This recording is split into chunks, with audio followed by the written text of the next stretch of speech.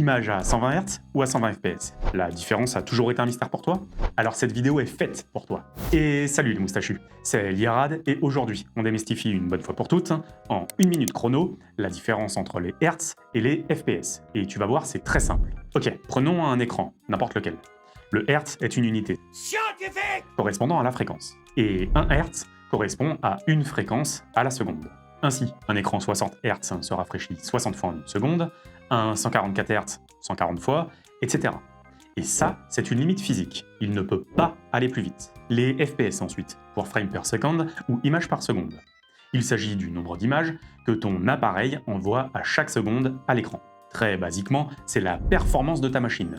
Si la carte graphique, la console ou ton téléphone a la puissance suffisante pour envoyer 120 FPS, il sera donc affiché 120 images du jeu par seconde. Et là, tu dois te dire, mais c'est la même chose finalement, non?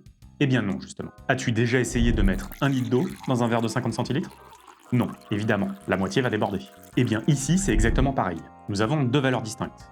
Les Hertz, pour ton écran, et les FPS, pour la puissance calculée et envoyée à celui-ci. Si ton jeu envoie 120 images, mais que ton écran ne peut en afficher que 60, eh bien tu ne verras jamais plus de 60 images par seconde. Tu as donc perdu la moitié de la puissance de ta machine au moment de cet affichage d'une seconde.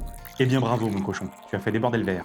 Et à l'inverse, si ta machine ne sort que 60 images par seconde sur ton super écran 144 Hz, tu auras des micro-saccades, et l'image ne sera pas aussi fluide qu'elle pourrait l'être. Dans les deux cas, quand FPS et Hertz ne sont pas synchronisés, ça peut créer un autre problème. Une déchirure de l'image, super désagréable, qu'on appelle tearing. Donc, pour avoir une fluidité parfaite, le but du jeu, c'est d'avoir les FPS qui matchent les Hertz de ton écran. Et voilà, maintenant que tu es incollable, dis-moi en commentaire si une autre vidéo sur le fameux tearing et comment le corriger t'intéresserait.